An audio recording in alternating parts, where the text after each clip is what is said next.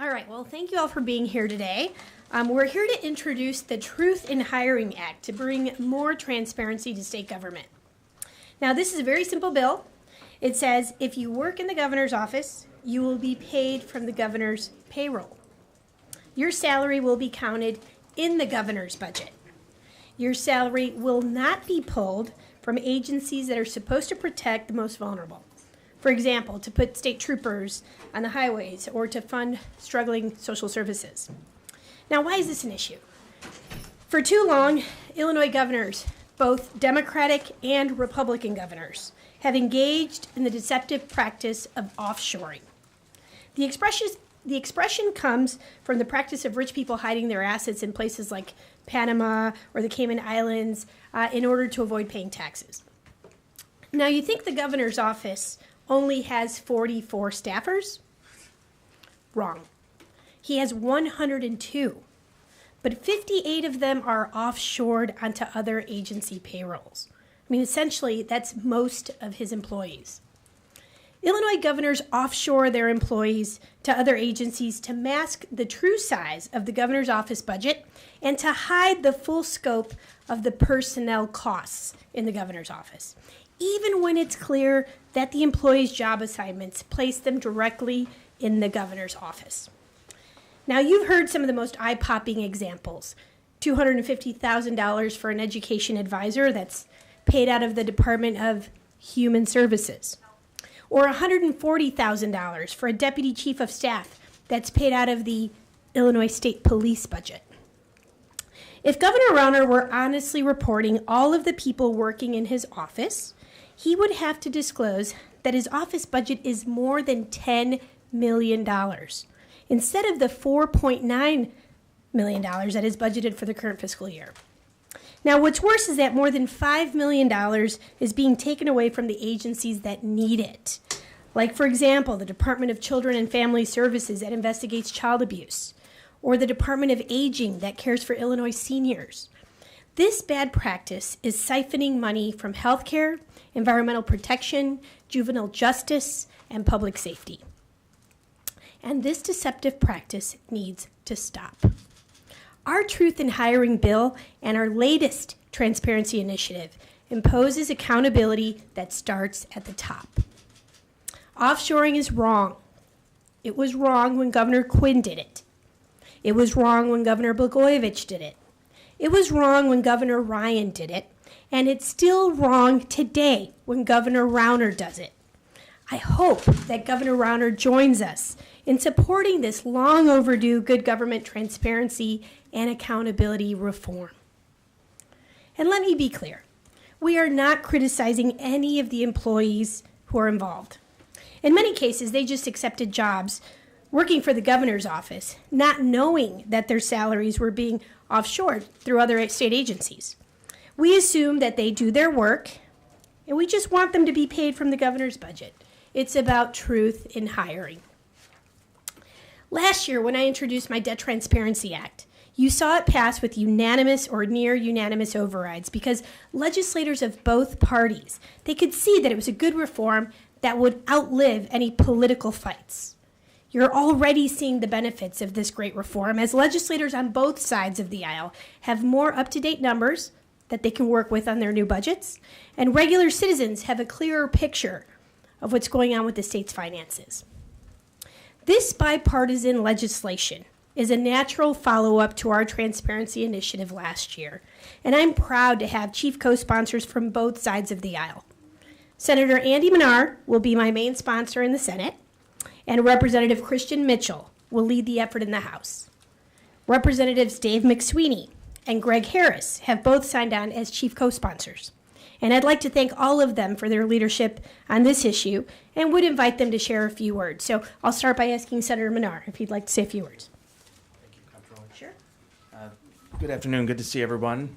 Senate is not in session, but I'm proud to be here. There we go. Today, we had an appropriation hearing today, and we actually heard from the governor's office.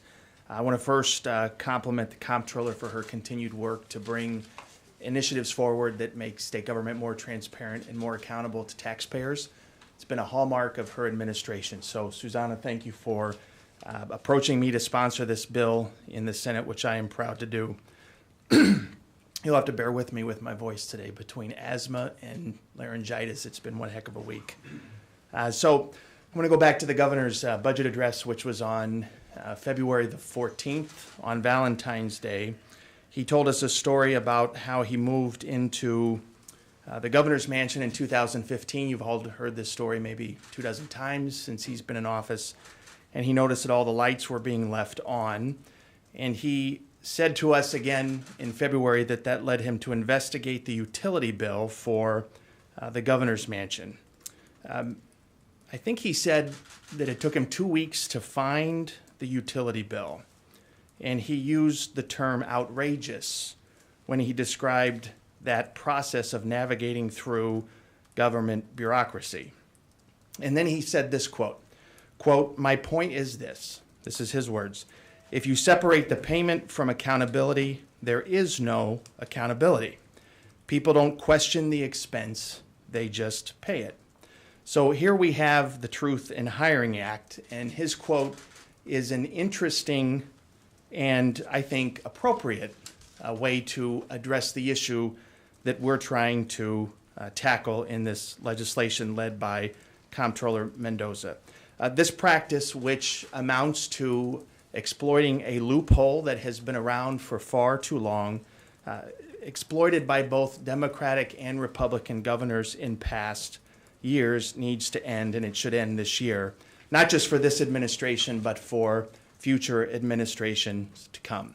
That means that every time the governor shifts a new unexpected six-figure salary into an agency's budget and puts that expense on their plate, those are dollars that have been prioritized by the legislature for an important purpose, such as child care expenses, economic development at DCEO, or public safety initiatives at the state police. That's money that's being diverted to pay someone else's salary instead. Governors should understand, especially governors who give quotes like the one that we have heard time and again from Governor Rauner about the governor's mansion power bill, should understand the importance of being transparent and accountable for their expenses. Taxpayers who foot the bill for government, and frankly the lawmakers who determine the appropriations process for state agencies, deserve that accountability. We struggle, as you know, to fit more needs into a budget that has not enough revenue today to fund the needs that people expect in state government. We struggle to do that in the legislative branch. And when the governor offshores salaries to agencies, that makes that process even more difficult. The Truth in Hiring Act will help ensure that the governors of Illinois, both present and future, continue to achieve the highest ethical and accountability standards that people expect. I'm proud to sponsor this legislation on behalf of the comptroller. I commend her for her work, and this is a long overdue bipartisan measure. Thank you. Thank you, Senator. Next, if Representative Mitchell, my champion in the House, will come forward. Well, thank you first to Comptroller Mendoza for bringing this act forward. As Senator Manar said, it's long overdue, and it's always a pleasure to be working with my friend, Senator Andy Manar. This is a common piece of legislation that should pass the House of Representatives and the Senate unanimously.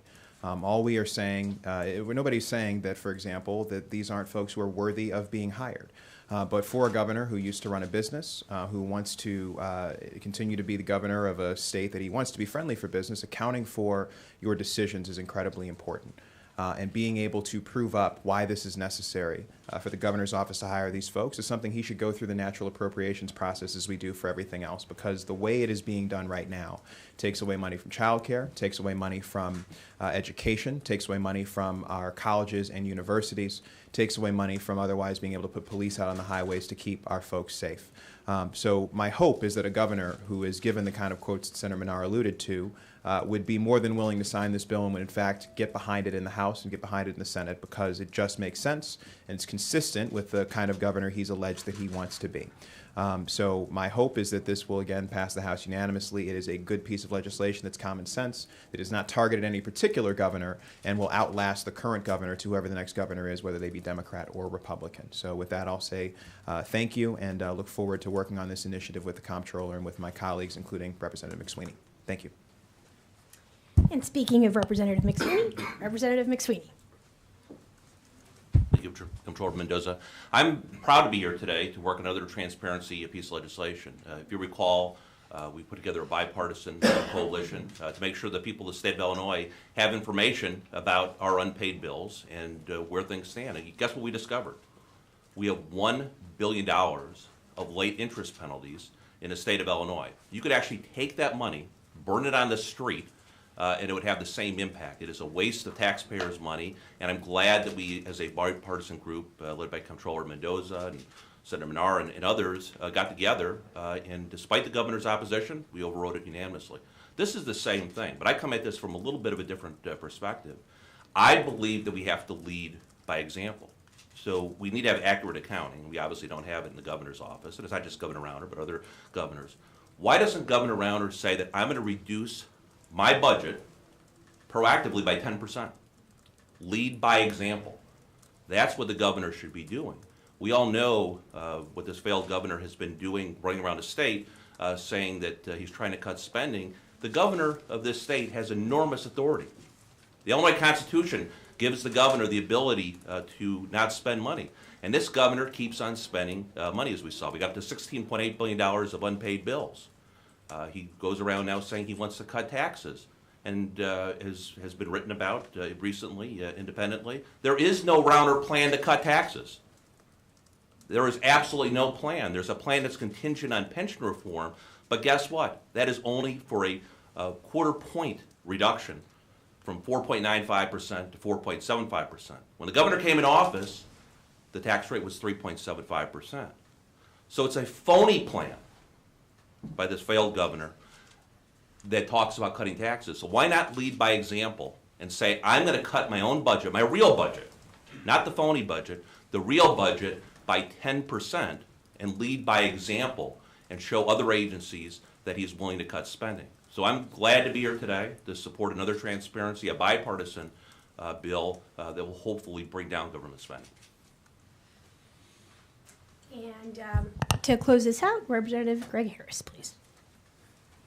Thank you, Comptroller. I'm very glad that you've asked me to be a part of this along with these other fine leaders.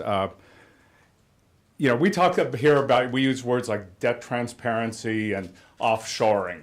You know, when you go back home and you go to a town hall meeting or you go to a block club, people will ask you, what do you mean you have no idea how much the state owes? Doesn't anyone keep the books? And you have to explain. Until Susana Mendoza stepped up, no, nobody did keep track of how much we owed and where it was hidden away in government. When we talk about these offshoring things, people say, you mean there's ghost payrollers in these other departments that are hidden away that we don't know about? And you have to say, yes, that's been the standard practice in Illinois, and they think of it as just shenanigans and monkey business, typical politics as usual in Springfield. So I think it's time to step up and put an end to this. And as people have said, this is not about one governor, this is about a practice. And it's something that hits home to a lot of people. I chair the Human Services Appropriation Committee in the House, and I remember the year we had to sit through heart-wrenching testimony from parents of autistic kids who found that their small couple $100,000 program had been totally eliminated by the governor. And then sit through further testimony that they had found space in the same budget to pay $250,000 for a Secretary of Education. Now, we already had a superintendent of education earning a couple $100,000 in another budget, but while we're cutting autism and we're cutting services for homeless youth, we're finding room in human services to pay $250,000 for a Secretary of Education. She may be worth it, but folks, let's be honest and put those expenses where they belong, and that's what this bill is all about. I'm proud to be a part of it, and I'm sure we'd all be happy to answer any questions folks might have. Has this been introduced, Comptroller, and is there a number? Bill number? Evan, what's the bill number, Alice? We've got this over here. We'll pull that up for you in a second. Email is shortly here. First of all, I want to thank you guys for being here today, and I want to thank the representative and senator for joining me. And we really do look forward to getting to work and passing this Truth in Hiring Transparency initiative. The Senate bill is 3233.